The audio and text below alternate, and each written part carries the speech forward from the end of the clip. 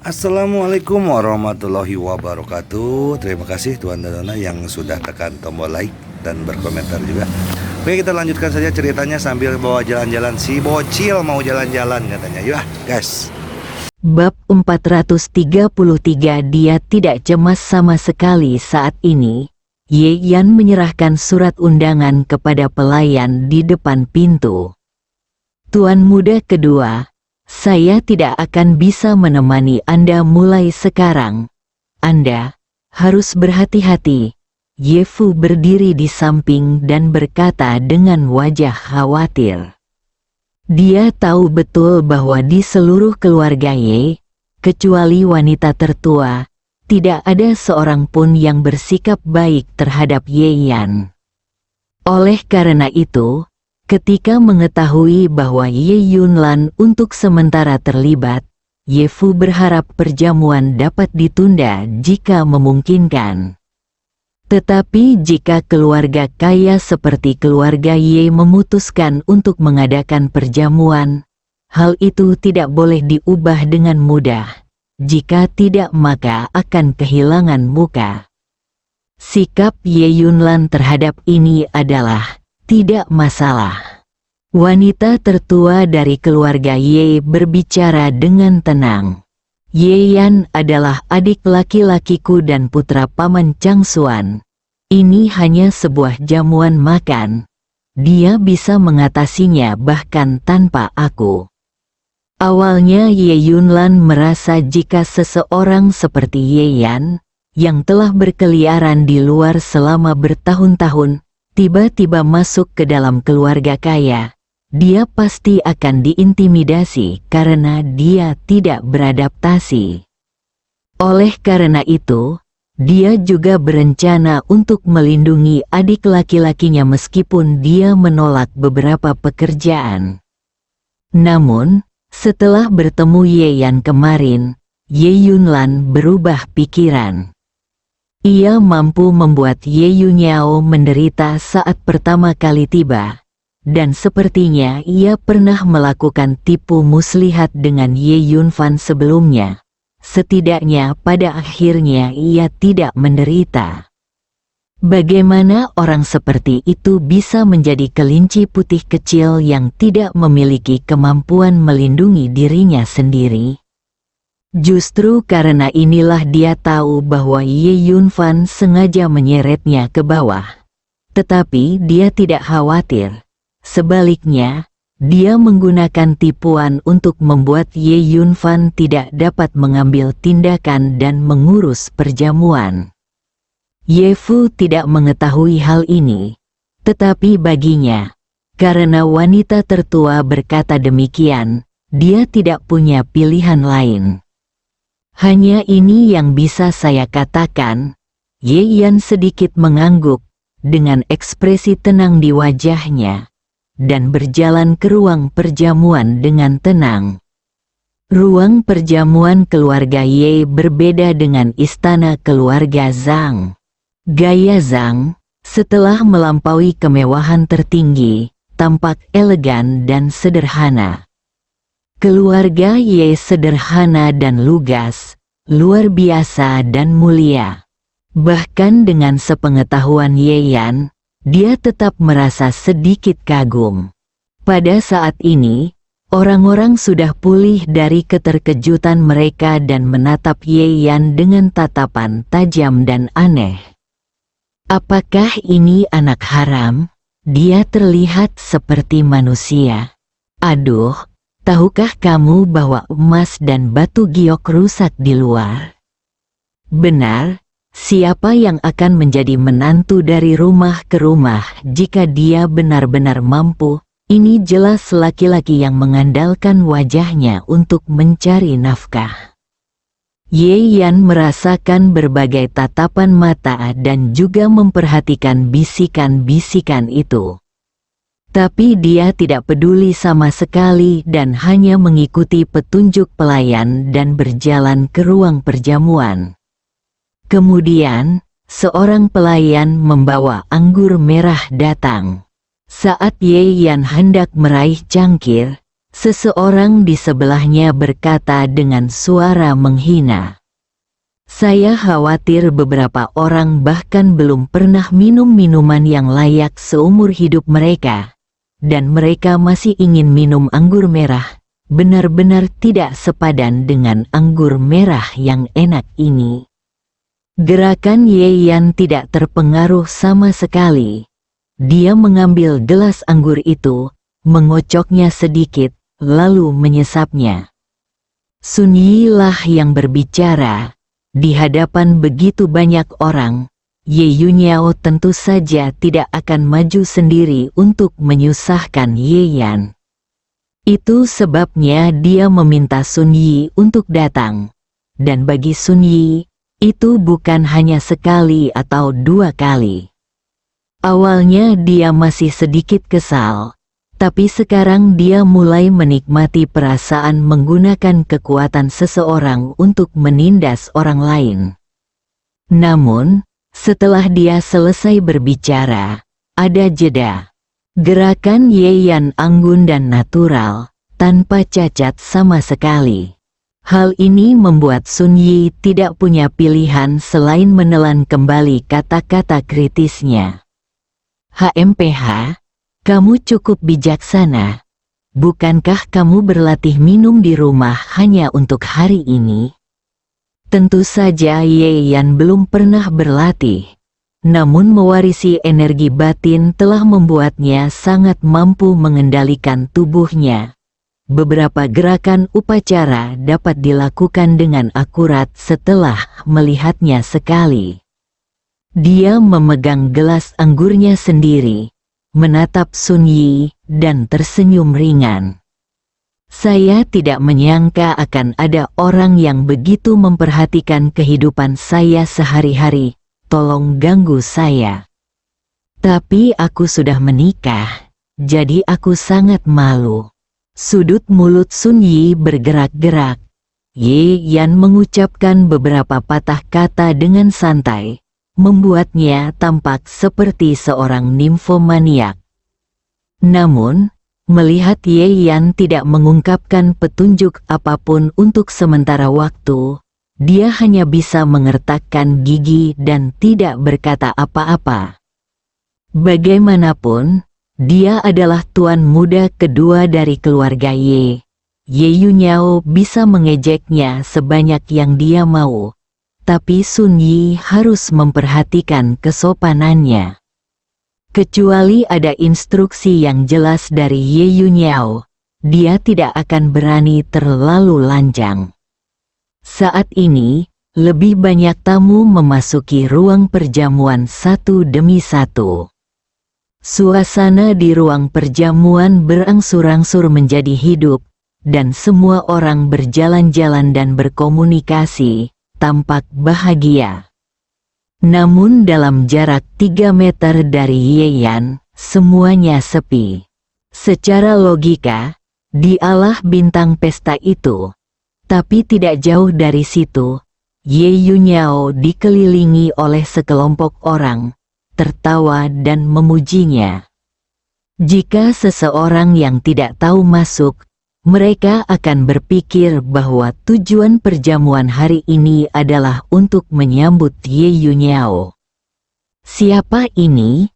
Beberapa orang yang datang kemudian tercengang saat melihat Ye Yan. Wajah-wajah asing dan identitas terisolasi membuat mereka sedikit bingung. Orang-orang yang mengenal orang-orang ini dengan baik segera menarik mereka ke samping. Jangan pergi ke sana, itu adalah tuan muda kedua dari keluarga Ye, anak haram. Sudah kubilang, jangan bicara dengannya. Jika kamu berkomunikasi dengan orang seperti itu, kamu akan merendahkan dirimu sendiri. Satu kalimat pada satu waktu untuk mengingatkan pendatang baru agar cepat memahami. Perlahan, saat orang-orang berbicara, mereka melontarkan tatapan mengejek. Ye Fu di luar pengadilan merasa cemas. Meskipun dia tidak memenuhi syarat untuk memasuki ruang perjamuan, sebagai kepala pengurus rumah keluarga Ye, dia masih memenuhi syarat untuk menonton. Melihat tuan muda kedua diisolasi, dia menghentakkan kakinya. "Kenapa kamu belum mulai? Cepat dan perkenalkan identitas tuan muda kedua." Tidak peduli apa, orang-orang ini harus berhadapan dengan keluarga Ye. Tuhan tidak mengikuti keinginannya. Awalnya, ketika Ye Yan tiba, seseorang seharusnya memperkenalkannya kepada orang lain sehingga dia bisa berintegrasi ke dalam lingkaran dengan lebih lancar. Tapi sekarang, belum lagi seseorang yang memperkenalkan Ye Yan, bahkan pembawa acara yang seharusnya sudah lama mengumumkan identitas Ye Yan secara resmi sudah pergi. Di ruang perjamuan, sikap Ye Yan sangat berbeda dengan sikap Ye Fu. Dia dengan santai mengagumi lukisan-lukisan terkenal dunia di sekitar aula dan menyesap anggur merah dari waktu ke waktu. Ekspresinya santai dan santai, seolah perjamuan hari ini tidak ada hubungannya dengan dia. Sudut ruang perjamuan, apa yang dilakukan bajingan itu? Apakah dia menabrak tembok dan menjadi gelisah? Ye Yunyao bertanya sambil duduk di sofa, memakan piring buah. Sun Yi terlihat agak aneh. Saudari Yunyao, orang itu sepertinya tidak terburu-buru sama sekali. Dia tidak memperhatikan siapapun, dia hanya berjalan-jalan sendirian, makan dan minum, seolah-olah dia memikirkan bagaimana menjelaskannya, lalu berkata, "Ini seperti berjalan di taman." Bab 434 secara resmi dimulai. Apa? Ye Yunyao menjatuhkan piring kecil di tangannya ke atas meja. Bajingan rendahan ini sebenarnya masih memiliki pemikiran seperti itu. Dia sedikit terkejut. Siapapun pasti merasa tidak nyaman tinggal di ruang perjamuan tempat semua orang mengucilkannya. Menurut pendapat Ye Yunyao, Ye Yan sedang putus asa mencari orang untuk diajak bicara dan mencoba berbaur. Atau, bersembunyi saja di pojok dan jadilah kura-kura. Tidak peduli apa reaksinya, Ye Yunyao telah membuat pengaturan yang sesuai. Tapi satu-satunya hal yang tidak dia duga adalah pria ini benar-benar bertingkah seolah sedang dalam perjalanan dan mulai bersenang-senang. "Aku tidak menyangka kalau Ye Yan ini sekuat itu," kata seorang wanita yang menemaninya. "Cheng Fu itu kentut," Sun Yi mencibir. "Menurutku Ye Yan ini terlalu tidak berpengalaman. Dia belum pernah melihat apapun untuk dimakan atau digunakan, jadi semua yang dia lihat adalah hal baru. Tetapi perhatiannya tertarik dan dia tidak merasakan apapun terhadap penolakan orang lain terhadapnya." Mata Ye Yunyao berbinar. "Ya, itu saja. Memang benar ada masalah dengan perhitunganku, dan itu karena bajingan ini terlalu tidak berguna." Yang lainnya mengikuti sambil tertawa setuju.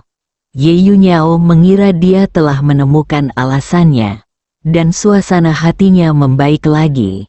Namun, membuat pecundang ini begitu bahagia bukanlah tujuanku. "Saudari Yunyao, bagaimana kalau aku mengatur beberapa orang untuk mencarikan masalah untuknya?" kata Sun Yi. "Apakah kamu bodoh? Ini perjamuan keluarga Ye kita. Jika beberapa orang muncul dan menimbulkan masalah, keluarga Ye lah yang harus disalahkan." Sun Yi sepertinya baru saja memikirkannya, dan mengangguk berulang kali. "Oh, ya. Ya, Sister Yunyao sangat bijaksana." Faktanya, Bukan karena dia tidak menduganya, itu hanya untuk memberi Ye Yunyao kesempatan untuk menunjukkan rasa superioritasnya. Orang-orang di sekitar Ye Yunyao sangat ahli dalam hal semacam ini. Oke, mari kita mulai sesuai pengaturan saya selanjutnya, kata Ye Yunyao dengan ekspresi bijaksana. Sun Yi mengangguk dan pergi. Saat ini, Ye Fu telah menemukan orang yang bertanggung jawab atas ruang perjamuan. Apa yang sedang kamu lakukan? Kita sudah lama berada di sini. Mengapa kita belum memulainya secara resmi? Tanya pramugara. Orang yang bertanggung jawab memiliki senyum masam di wajahnya. Pelayan Ye, saya tidak bisa berbuat apa-apa. Alasan utamanya adalah Nona Yunyao telah memberikan instruksi. Jika Anda ingin memulai, Anda harus menunggu pemberitahuannya. Ye Fu mengertakkan gigi. Dia tahu bahwa masalah ini disebabkan oleh Ye Yunyao. Jangan khawatir.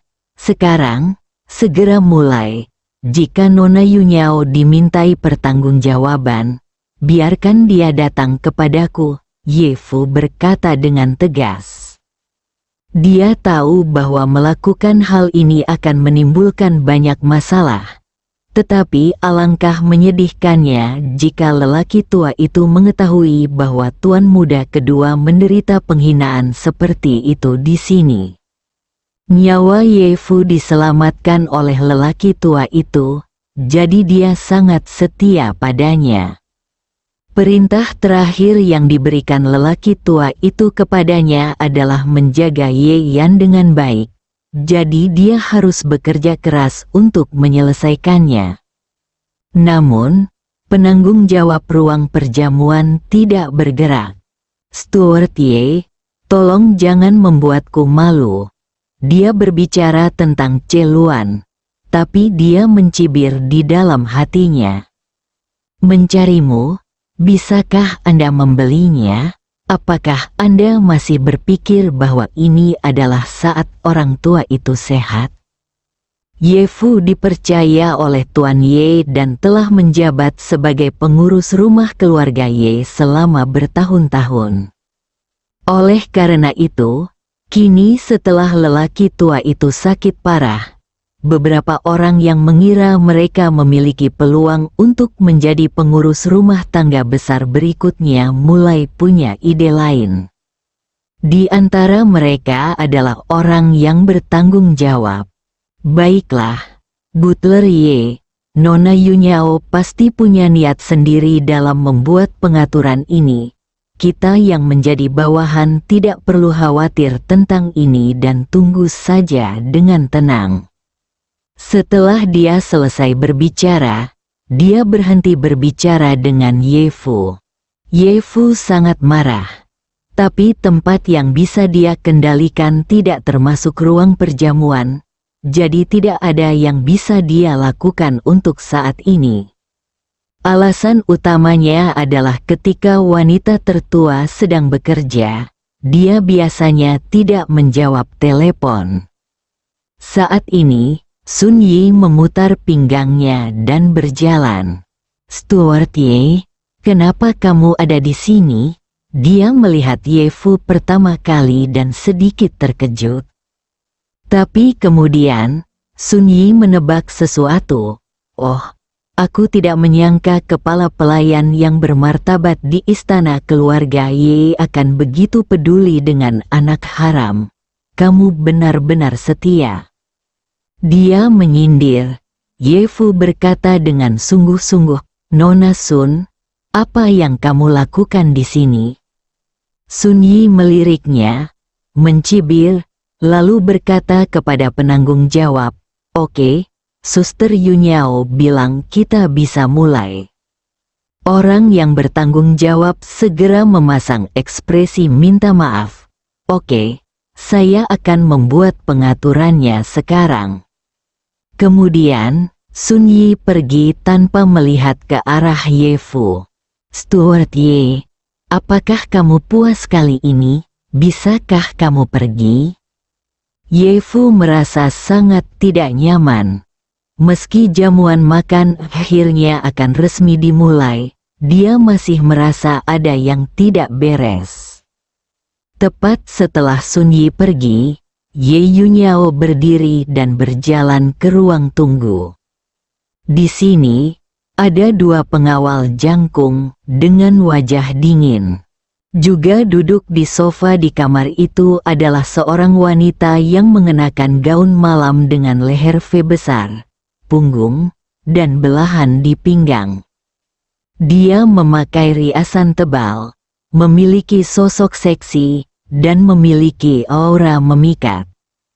Hanya saja wajah wanita itu terlihat gugup kali ini. Dia dipanggil ke sini, tapi hanya diizinkan tinggal di ruangan ini, jadi dia merasa sedikit tidak nyaman. Melihat Ye Yunyao masuk, wanita itu buru-buru berdiri dan menundukkan kepalanya. Ya, Nona Ye, halo. Ye Yunyao memandangnya dari atas ke bawah, lalu mengangguk puas. Lumayan, tahukah kamu kenapa aku memintamu datang ke sini hari ini? Wanita itu menggelengkan kepalanya.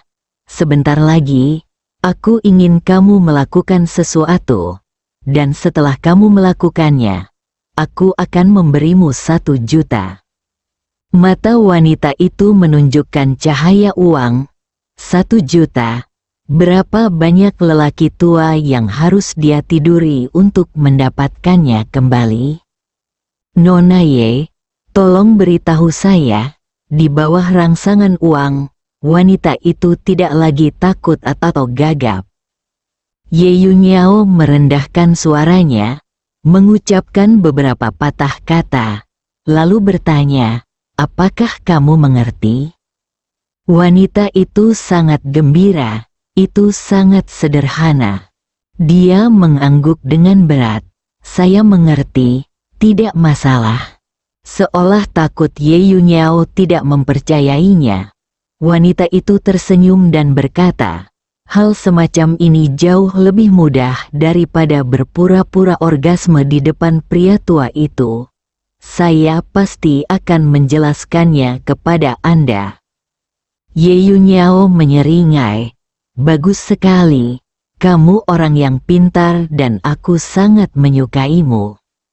Setelah mengatakan itu, dia berbalik dan keluar. Kebetulan Sun Yi kembali. Saudari Yunyao, semuanya sudah diatur. Senyuman di wajah Ye Yunyao menjadi semakin dingin. Ayo pergi. Aku ingin melihat apakah Ye Yan masih mempunyai martabat setelah hari ini dan dapat mengangkat kepalanya di keluarga Ye. Pada saat ini, simfoni yang semula menjadi latar ruang perjamuan berangsur-angsur berhenti. Lampu juga perlahan meredup. Di podium paling depan, seorang pembawa acara datang dan berkata, semuanya, harap diam. Bersambung.